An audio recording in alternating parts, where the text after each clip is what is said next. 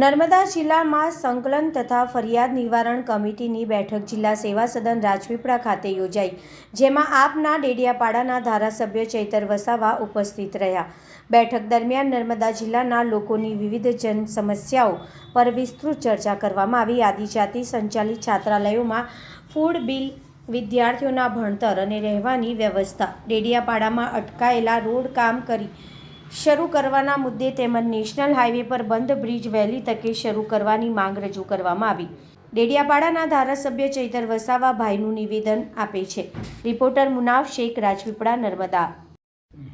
આજે જિલ્લા કલેક્ટર કચેરી ખાતે જિલ્લાની સંકલન એવં ફરિયાદ નિવારણ સમિતિની બેઠક મળી. આ સંકલન સમિતિની બેઠકમાં સાંસદશ્રી, જિલ્લાના પ્રમુખશ્રી અને અમારા જેવા ધારાસભ્યશ્રીના અનેક લોકહિતના પ્રશ્નો હોય છે. ત્યારે અધિકારીઓ આનો સત્વરે નિરાકરણ લાવે એ અપેક્ષા સાથે અમે સંકલનમાં જતા હોઈએ છીએ.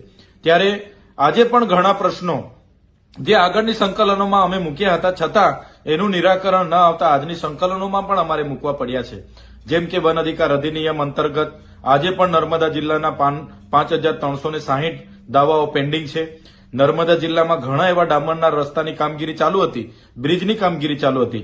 વન વિભાગ દ્વારા એમને અટકાવી દેવામાં આવ્યા છે, એમના સાધનો જમા લેવામાં આવ્યા છે.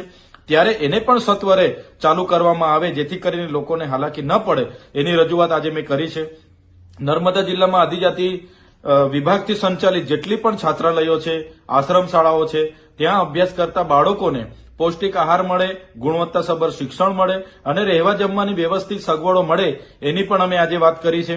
સાથે સાથે નર્મદા જિલ્લામાં જે ડોક્ટરોની ઘટ છે, સ્ટાફ નર્સની ઘટ છે, એવી ઘટ પણ પૂરો કરવામાં આવે અને નર્મદા જિલ્લામાં સબવાહિની નથી તો તમામ તાલુકાઓમાં પણ સબવાહિનીઓ પૂરી પાડવામાં આવે એ પ્રકારની રજૂઆતો આજે થઈ છે.